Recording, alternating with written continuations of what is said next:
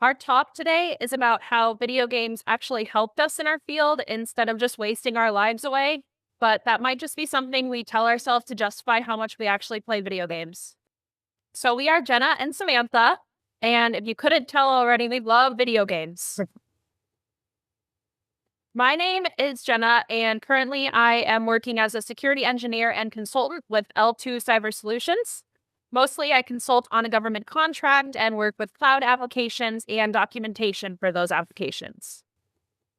Before this, I was working in incident response, and in my free time, I do love playing video games. We have 5 pet rats, and I love them so much. I do a lot of reading, and I play a Disney trading card game called Lorcana religiously.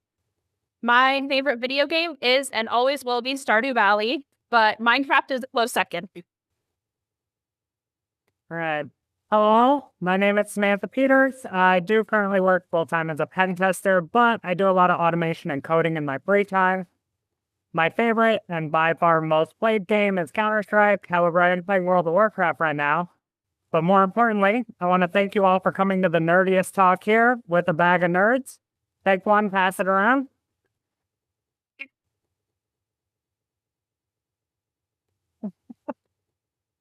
Our agenda today is going to follow a loose timeline to bring you through the history of video games and how security has influenced that both in the gaming industry and in our security industry as a whole. We'll talk about early gaming and include some early exploits regarding the game Genie. We'll then talk about the rise of console gaming as the decade turned into the 90s. Then we'll discuss some online multiplayer in the early 2000s and do a quick demo of how Cheat Engine works. After that, we'll move through the 2010s as gaming and hacking hit sort of a golden age here. Then we'll talk about gaming today and implications for what that could mean in the future. So let's all close our eyes for a minute and imagine the late 1980s to early 1990s. For me, I have to completely use my imagination because I wasn't born yet, so... The 80s brought us arcades where kids would gather and try to beat Donkey Kong or get a new high score in Street Fighter. Now, those were still very popular at the end of the 80s, but they did start to decline as more of the market share was shifting toward personal gaming at home.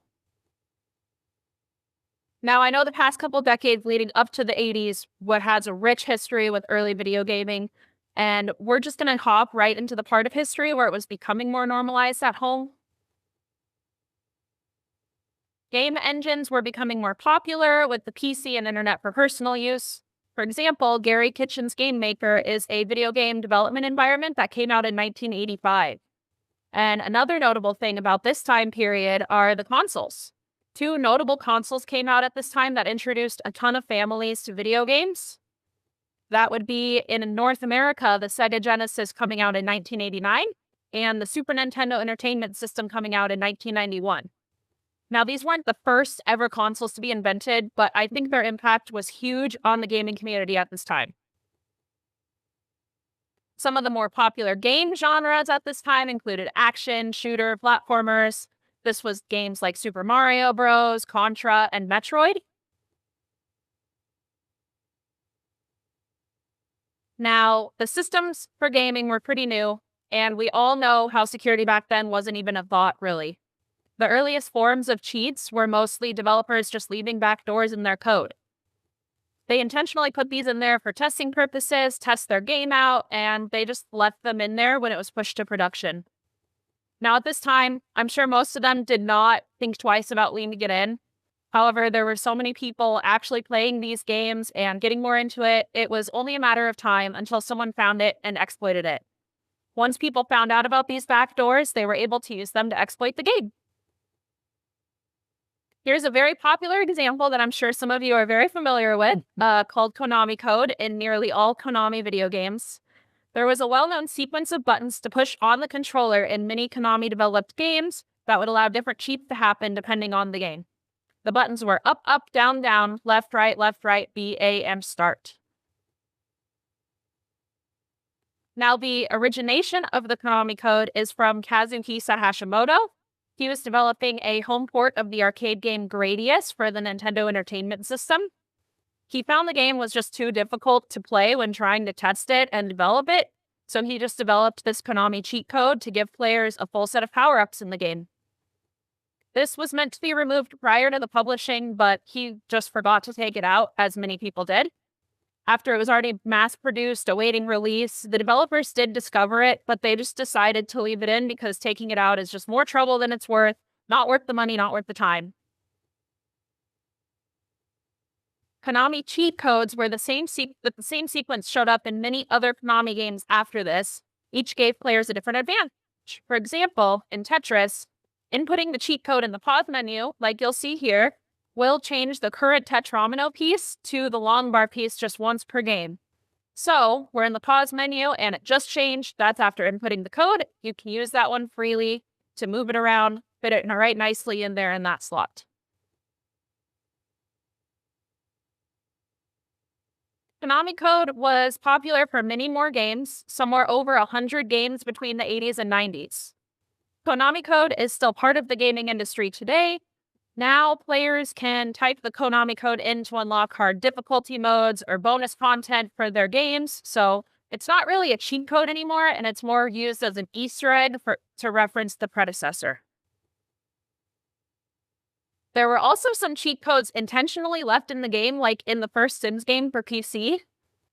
Some of these cheat codes were debated a lot among the Sims community, and they didn't know if they were actually intended for players to use or not. However, I remember using Rosebud and Motherlode to give my Sims unlimited money, not have to make them work for it, and ever since then, Motherlode at least has been in all Sims games since. It's actually now listed on EA's website about Sims cheat codes for the Sims 4 game. There were other cheats for Sims that were a little bit more intrusive, like being able to spawn things in the game that would never be in without it. Or you could make your Sims always happy so they didn't have to take care of their basic needs like hygiene and social. They would just always be happy. I grew up in the 90s, which I think was really a magical time for gaming. And from basically as young as I can remember, we would have the Super Nintendo, the Sega Genesis, and we would have about 2 games for each. You'd have Super Mario World, Sonic the Hedgehog, maybe a sports game that nobody ever really played. Hopefully some of you can relate to that, but what I'm really trying to get to is that very few games existed, and our parents would buy us even fewer. Games were actually quite expensive at the time, and new ones didn't release that often. It would be the Christmas birthday present, maybe a couple games a year. And the games were freaking impossible. I'd play the first world over and over again, die instantly in the second world, learn nothing, and have to start all the way over. Some of you have to remember this Lion King level. Legitimately, many of the games I played as a kid, I would not get past without the game Genie, which I still have from my childhood. No longer was I limited to the first 1/8 of the games I own. I could experience everything with invulnerability and infinite life. But how did this magic work? Let's go over the basics of the game Genie. The game Genie allowed you to alter game data in ways unintended by the developer. The key here being that these were not backdoors or cheat codes. These were true alterations of the game, unintended at the time of development of the game. To understand how the game Genie works, we need to understand how older cartridge games were coded. They were coded in a low-level language, or what we would call assembly. There's a lot of depth to this subject, and it gets very complicated. But I have a simple example that will hopefully explain it well enough for us to understand how the game Genie works. Imagine this parking lot here, and just ignore that most of the cars are destroyed. If you wanted to tell somebody that you wanted the yellow car, in a high-level programming language, you would have a variable or an object, and you would just say, "Give me the yellow car," by name of the object. However, in a low-level programming language, you'd have to ask for the contents of a memory address. Give me whatever happens to be in G1. So the game Genie works by intercepting these calls to specific memory addresses and returning whatever is set as the value in the game Genie code table. Only pulling data from memory if there is no code entry in the game Genie code table. For example, if we ask for F2, since there is no match for F2 in the Game Genie code table, the Game Genie asks the system memory what is F2. Then the Game Genie returns that value to the current running game, in this case, Y van. However, if the memory being asked for does exist in the Game Genie code table, in this example G1, the Game Genie will return that value, ignoring what is stored in system memory, ultimately allowing you to change the ability of what the program thinks is true, which, if you know the correct memory address, leads to things like infinite lives, money, and ammo. You can see in the example that blue bike was returned, even though the true value was yellow car. On the NES, the Game Genie code table allowed you to enter at most 3 codes of 6 to 8 characters from a list of 16 characters. The 16 characters do not directly correspond to memory addresses like I used to think, but rather they correspond to hexadecimal values that then correspond to memory addresses. And a single code can be broken down into 3 parts: the memory address to be altered, the value to be changed or the replacement value, and a compare value. If a compare value is given, the replacement value will only be used if the compare value matches the value in the memory address.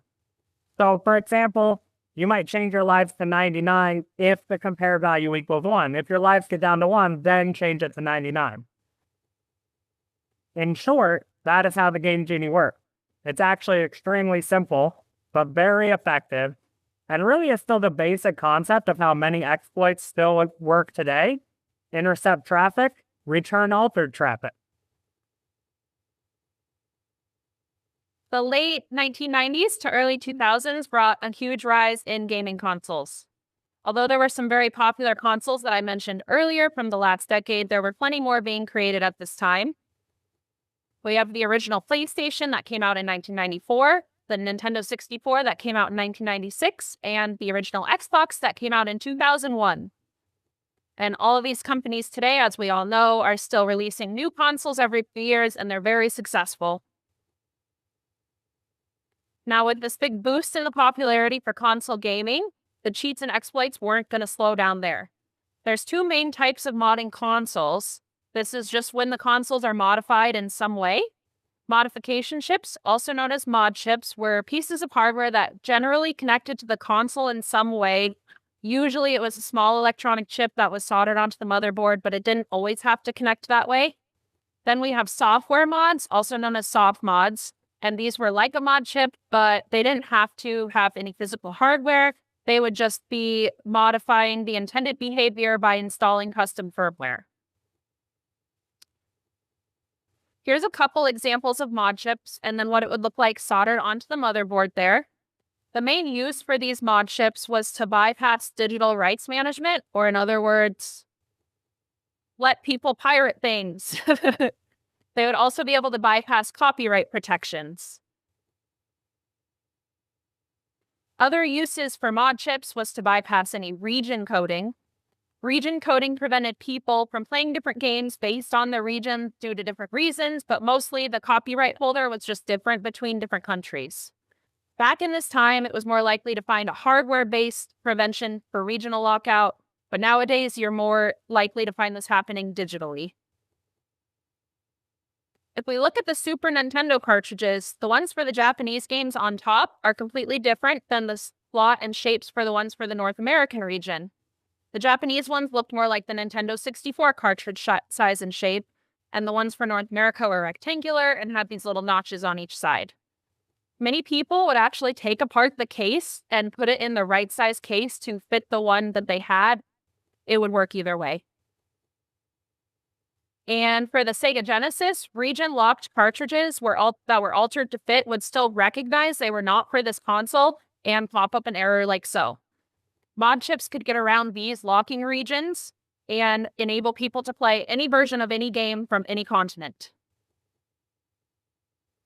On the other hand, soft mods are like a mod chip, but no physical hardware like I mentioned earlier. Also, they're sometimes known as homebrew, jailbreaking, etc. They're meant to just modify the intended behavior of the hardware and install the custom firmware. They could be implemented in different ways, and some were harder than others. For example, on the PlayStation 2, it could run homebrew by exploiting a buffer overflow in the BIOS code, which was responsible for loading PlayStation games. We're going to switch gears just a little bit and take a brief look at the first aimbot that was ever created. The game Quake is a successor to the Doom franchise, and it came out in 1996. Shortly after that, it received its first aimbot. From what we can tell, this is the first aimbot that was ever created. It was called Kleenex in LeetSpeak, and it worked by allowing a network proxy to sniff the game's packets. This cheat would then edit the player so that they're always looking at the enemy based on those sniffed packets. Now, there wasn't much other stuff I could find or information on this cheat, but for the time, I think it was super innovative, so I just had to mention it. The way to prevent this kind of cheating is to encrypt packets, but no one in the 90s was really doing that. All right, let's get cooking. The late 90s and early 2000s were a significant shift in terms of gaming in my life. Up to that point, virtually all games I'd played were either single-player or couch co-op. In terms of cheating at a single-player game, the ethics were pretty simple. It's something I own, it's my system, my video game console. It's never going to impact anybody else. No concerns at all with cheating or the ethics. But that was all about to change. With the introduction of mass multiplayer online games, like Ultima Online, EverQuest, and the Diablo series, the ethics of whether to cheat or not became much more taboo.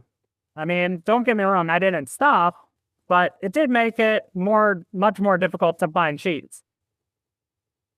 Specifically, the open BattleNet option on Diablo 2 was fairly unique in that it allowed players to play online multiplayer with their single-player character.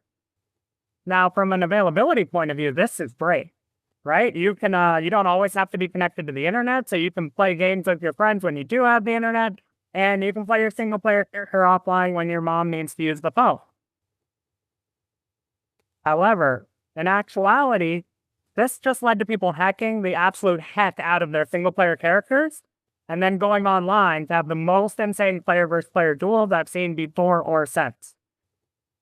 Which then led to everybody purposely trying to out-hack each other, and it led me to wondering how the hell is everybody doing this, Diablo pun intended. At the time, I really had no idea. So I turned to good old Google searching, attempting to excite.com. How everybody was cheating led me to Gamers Planet. Now, Gamers Planet was a forum with many subsections for popular games and subgenres. You can see the Diablo 2 section on the left here. But what you don't see is that Gamers Planet had several tiers of subforums of hacking forums that you had to earn entry into by submitting a novel cheat or hacking method. And as a kid, this system of increasingly elite subforums led me to spend late nights and long weekends on Cheat Engine. Unlike the game Genie or the GameShark, Cheat Engine was used with games on your PC and used the admin rights to be able to read and write memory in real time, with the added benefit of being able to select specific memory ranges based on a process or application. This is slightly different than how the game Genie works in that it doesn't simply intercept and respond with different traffic, but it rather actually changes the active memory. However, the results are more or less the same. While trying to obtain Cheat Engine as a kid on shady forums and IRC chat rooms, I definitely put malware on my parents' computer and several browser toolbars. I don't know if anybody else remembers Bonsai Buddy.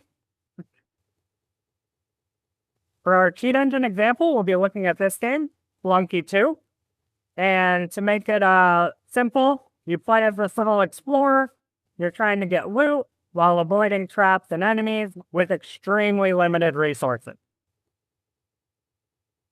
So the first thing we want to do is we want to open up the game and then load up Cheat Engine and tell Cheat Engine that we want to use Spelunky's memory. This greatly limits how much memory we have to search through, and it makes sure that we don't accidentally mess anything else up in the computer. You may notice in the screenshot that I have something called Monkey 2 running. That's actually allowing me to run Spelunky 2 in an offline sandbox and not earn Steam achievements, so that hopefully I don't get banned.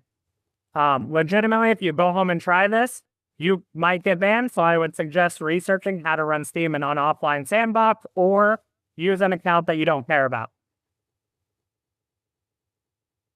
Thing we're going to do once we have Cheat Engine running is get into an appropriate situation in game.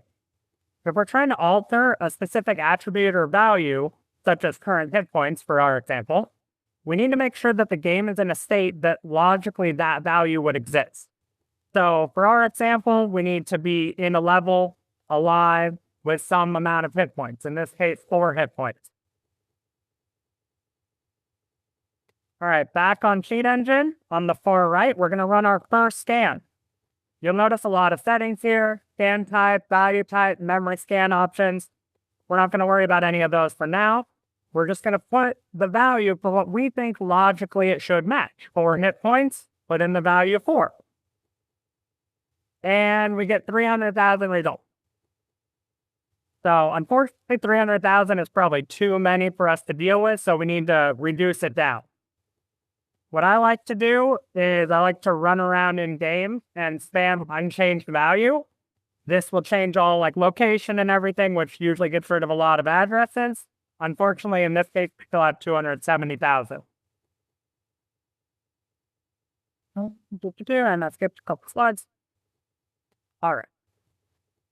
So to narrow down our results, we need to make a change in the game that then we can logically search for. In this case, the easiest way is probably to just lose a lot, lose a hit point. So our little danger noodle friend here helps us with that. And now we have 3 hit points.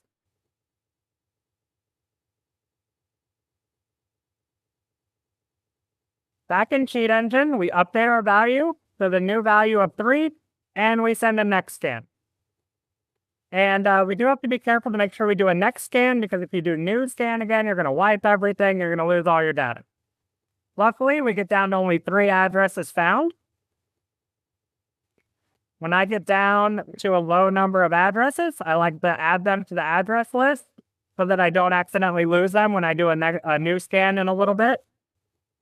And at this point, we can either just test each address one at a time, or we could lose another hit point and see if we can reduce it down even more.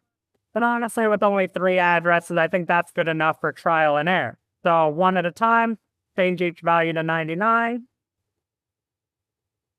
And none of them work. No matter what we change the addresses to, in-game it stays at 3 hit points. Ultimately meaning that none of the addresses were correct. So, what are our options? Well, we're not going to spend time playing the game and getting better with enjoyment and gaining skill to legitimately beat it. Okay, that's completely out of the question. So, we're going to try to cheat again. As you can see, if we look into the value type dropdown, there are many different value types we can choose. However, it already didn't work, and we're frustrated, so we're just going to choose the all value type so we make sure that we get it this time. And after several rounds of next scans like we just did, we get down to only 11 options left, which I think is good enough for trial and error. So one at a time, we change these to 99, after each checking the game to see if our hit points change, until eventually, no matter what we change them to, none of them, the value of hit points stays the same. None of them work. Hopefully some of you have seen Encanto, or this joke's not going to work. Maybe the value of hit points isn't stored the same way it's presented. Maybe the fact that we keep setting an exact value is the issue, right? Like loops and arrays start at 0. Well, except in Lua, but we don't talk about Lua. So as you can see, if we look under the scan type dropdown, there's a choice for an unknown initial value. So we're going to scan for unknown initial value, and then as our hit points go up or down in game, we scan for increased value or decreased value. This should catch everything no matter how the value is being stored, right? Skipping to the end, none of them work again. So we tried again.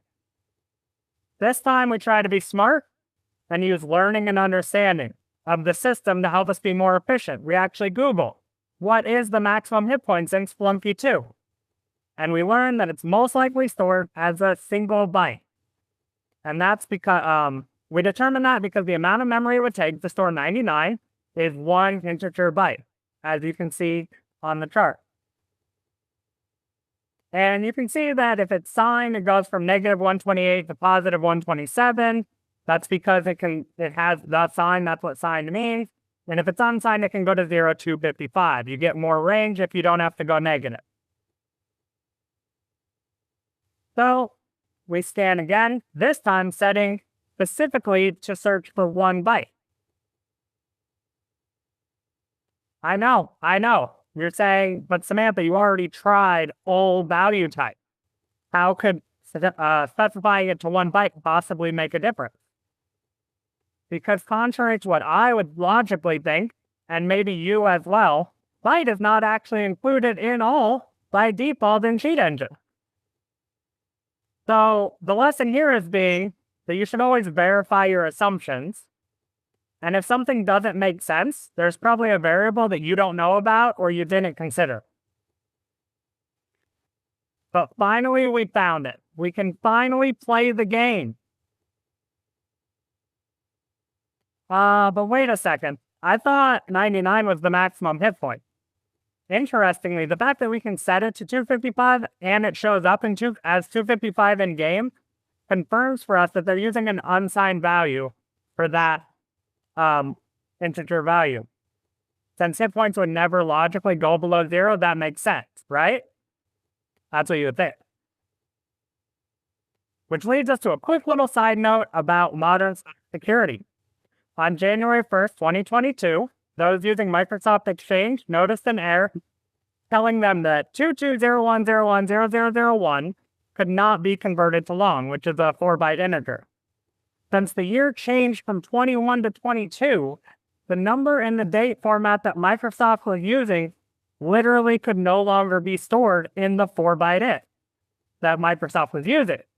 Because if Microsoft had been using an unsigned 4-byte int, they would have been fine, but they needed to handle time travel.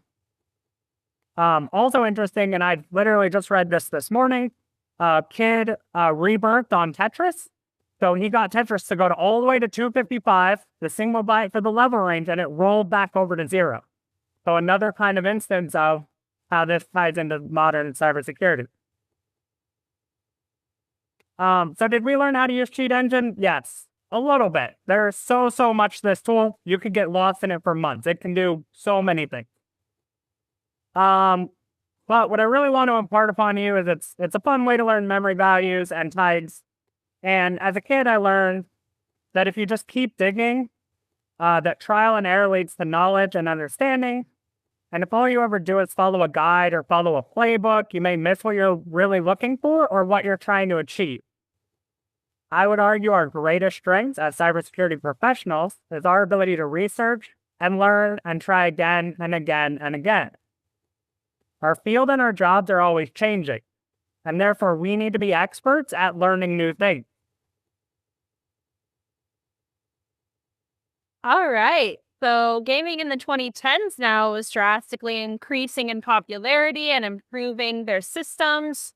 Games could handle more intense graphics at this time, and they became very complex and widespread. This is personally when I got the most into gaming I could. And games at this time were almost as good as they are today.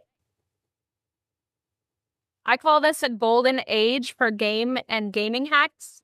I call it this because anti-cheats at this time were not quite kernel level, so generally it was easier to get around for random people. This allowed people to use hacks and cheats in online multiplayer games, and at this time it wasn't uncommon to call someone a hacker even if they were just good at the game. This decade also saw a rise in pay-to-cheat clients. Now you wouldn't need to know anything about Cheat Engine like Samantha just went through. You could just load up a slightly shady client from a slightly shady website that you bought, load it up, and cheat on your favorite video game in minutes. A couple examples of these are the various Minecraft clients, one of which was called Worst, which I totally remember my brother showing me in like 2014. This gave you like any option to cheat in the game, and all you had to do was just install the client, load up your Minecraft account. You could be invincible, you could find the nearest diamonds to mine automatically, and you could even just auto-fight players or enemies that came super close to you. There was also the World of Warcraft glider bot that automatically just played for you. You'd set a path for it to follow while you were away from your keyboard, and the bot would level for you and kill enemies. There were also some special settings to add in case you got found out, just to avoid getting your account banned. For example, if you configured it to automatically disconnect if someone whispered to you, they would not report you in enough time if they did suspect you were a bot. And then there's this company nowadays called Engine Owning, and they sell cheats for a number of different games: Call of Duty, Counter-Strike, Battlefield, Titanfall. And they were actually recently brought to court by Activision. They were ordered to pay $14 million in damages this year to Activision because they were failing to stop developing cheats for Call of Duty. Previously, they were issued a DMCA, and another lawsuit ruled in Activision's favor for $3 million. However, cheats on Engine Owning are still being sold to this day. Now, I'm sure we all remember Log4Shell, but I'm guessing some of us don't know the origin story from the Minecraft Java edition. And for those of us living under a rock, I'll quickly explain what Log4Shell is. So Log4j is one of the most popular open source logging utilities for Java applications. And in late 2021, the internet nearly broke as this remote code execution 0-day involving Log4j was discovered.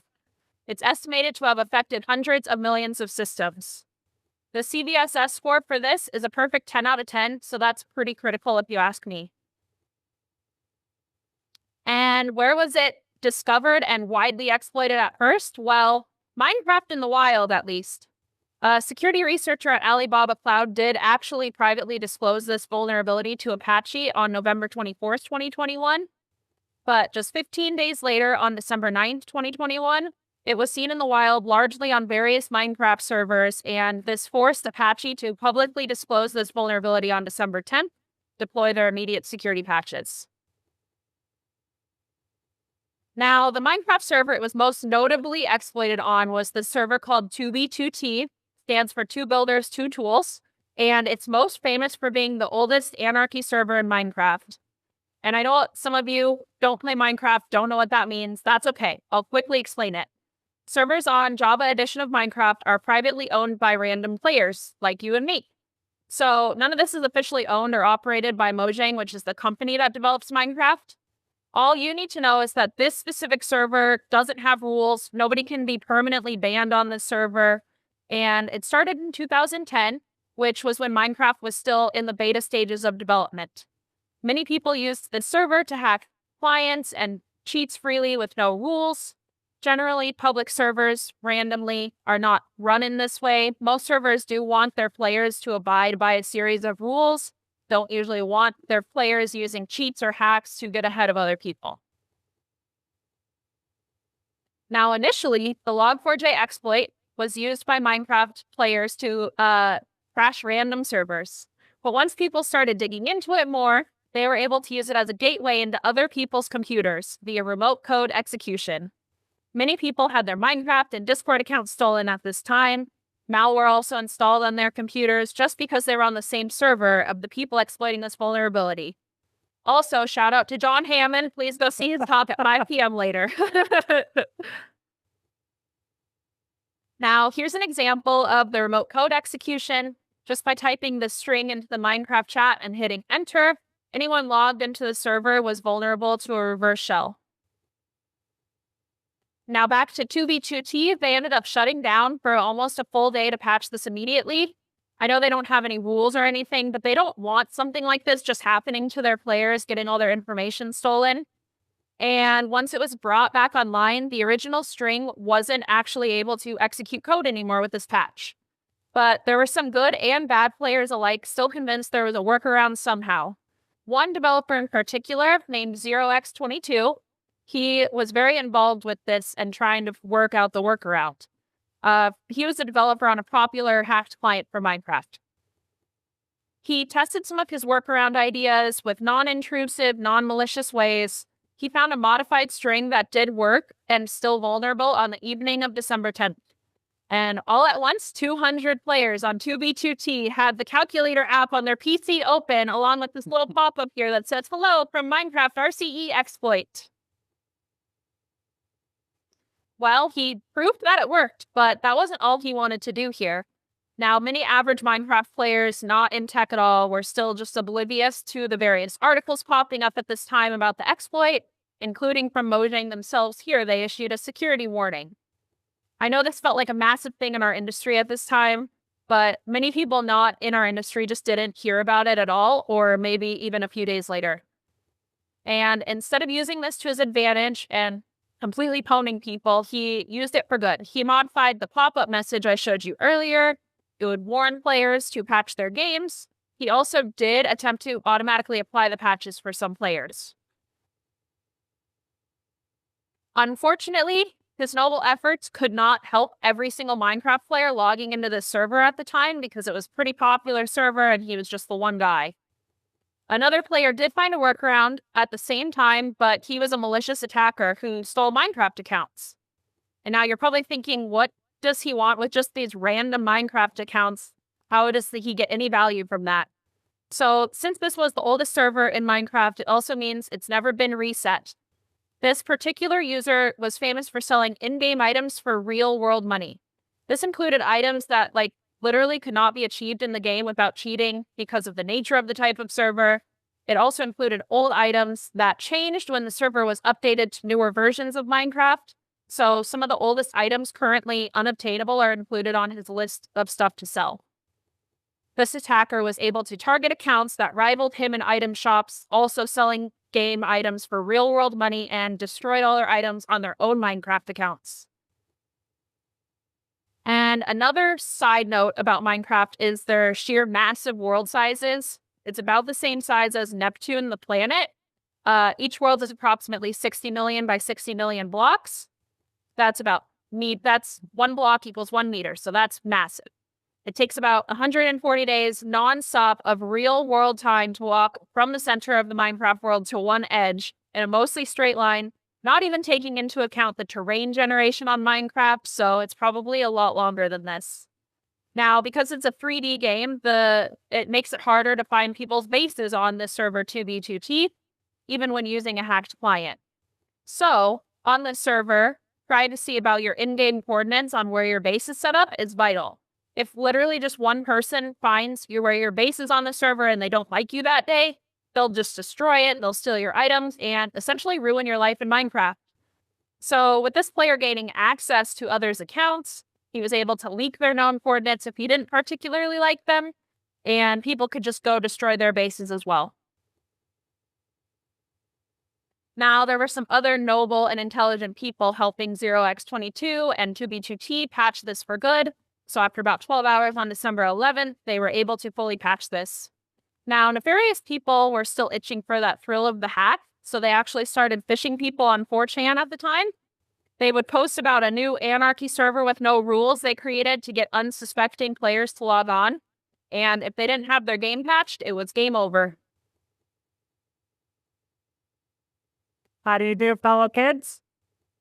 I know this may be hard to believe, but I, even to this day, still spend way too much time playing video games with my friends, and the one we often play the most is Counter-Strike, and it fits into this presentation perfectly. Counter-Strike, which I might accidentally refer to as CS, is one of the most competitive modern games, with professionals becoming local and online celebrities. And this alone leads many to cheat at the game, believing that maybe if they just cheat for a while, they'll get good enough to go pro or whatever and get a salary and make life out of it. However, CS' biggest issue with cybercrime has to be the freaking skins. The skin economy and ecosystem in Counter-Strike is absolutely bonkers, with some individual skins selling for as much as 10,000 US dollars, and others being so rare that there is no price. You'd have to find somebody that currently owns the skin and hope that they were even willing to sell it to you, As you can see in the screenshot here, this AK case hardened with 4 Titan hollows and 1 knife, which is well worn, not even a high quality, sold for 500,000 real US dollars for digital skins in a video game. But wait, it gets even worse. The entire Counter-Strike ecosystem is based on gambling.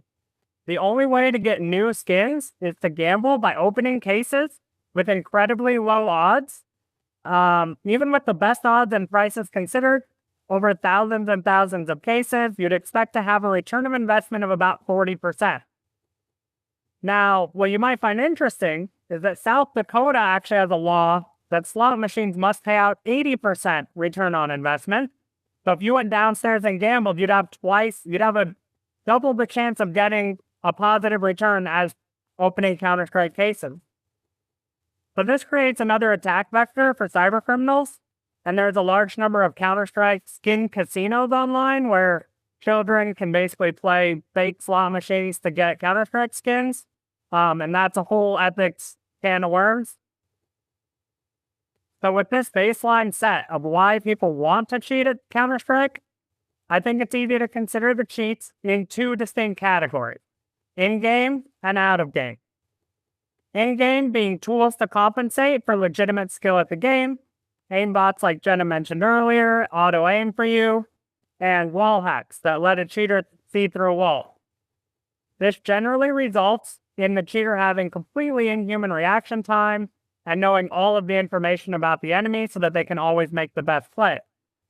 Now, there are many different ways that a wall hack can work. In the olden days, on many games, it was as easy as manipulating a texture file to have transparency, which literally just let you see through the wall. However, modern wall hacks work the same way as a modern aimbot. You either get the coordinates of the enemy players from packets or from running memory, like we did with Cheat Engine, and then you use a separate tool to draw that player on the cheater's screen where that enemy would be. And many of these tools are sold as a subscription service like engine owning, with the promise of updating out future patches.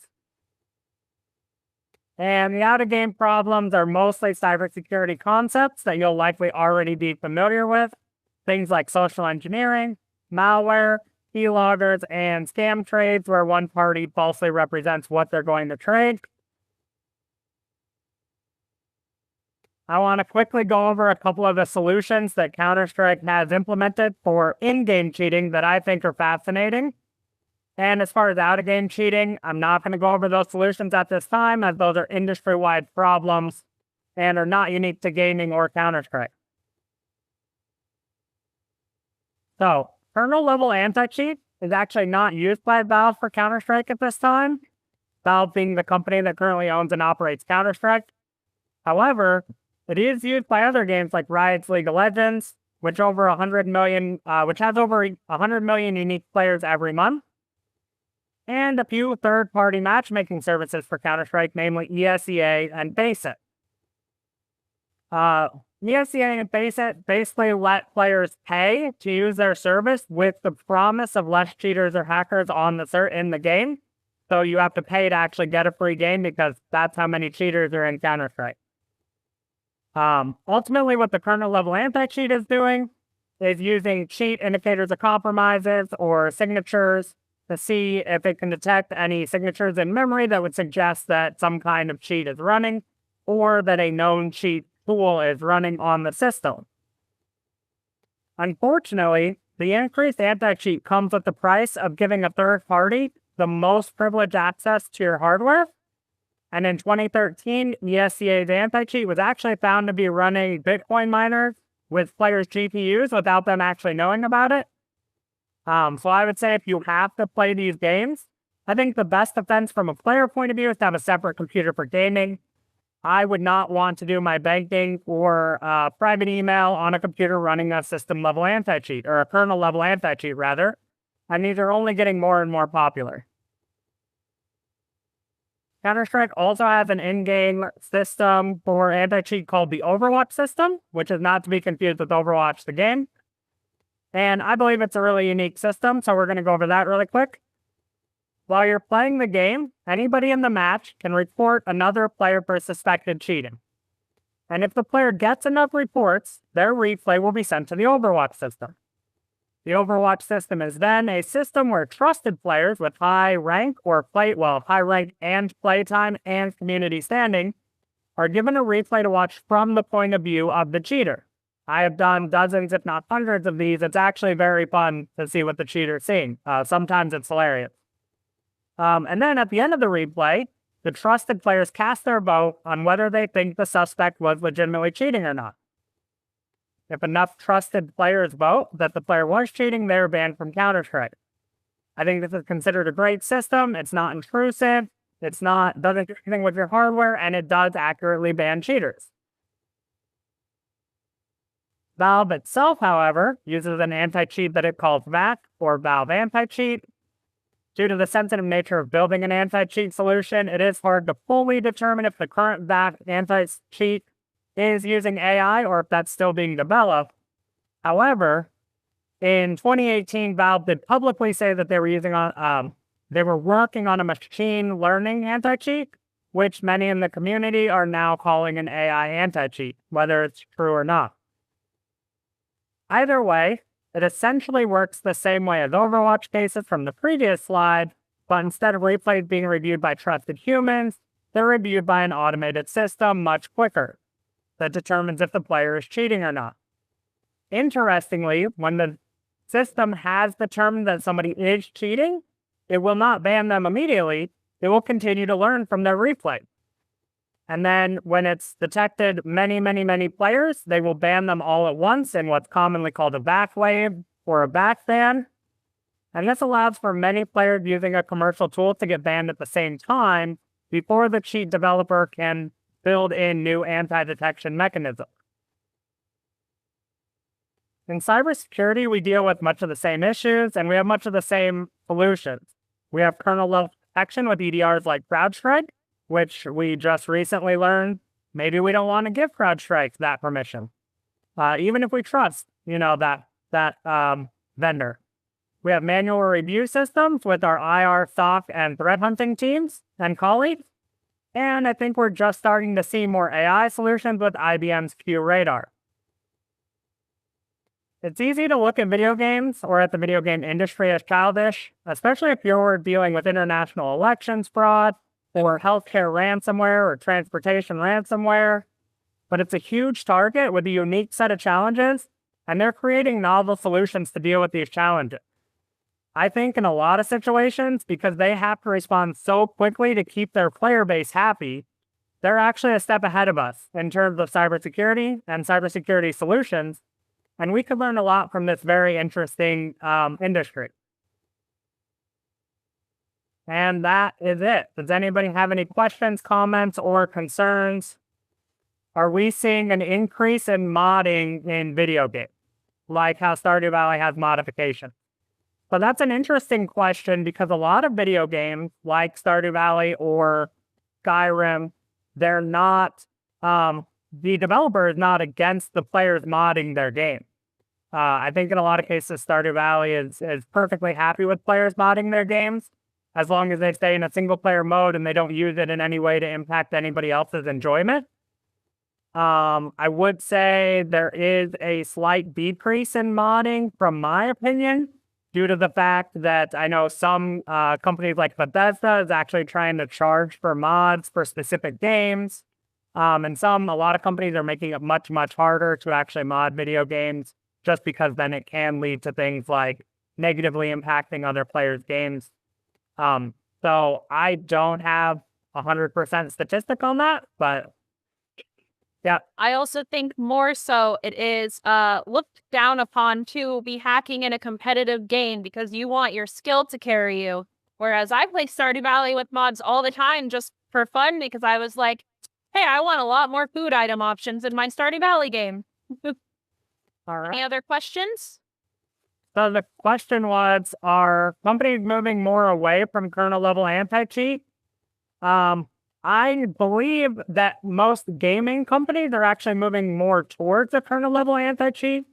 However, I would have to get more information on this. I know Microsoft is trying to push to make a new system level of permissions that would not be fully kernel level, that then these anti-cheats could run at, that would not have the full power of the system, but they could still operate anti-cheat. That is something I'd have to look more into, though, but I think in general, more games are actually moving towards the full kernel level anti-cheat, yes. Well, thank you all for being here today. Thank you very much.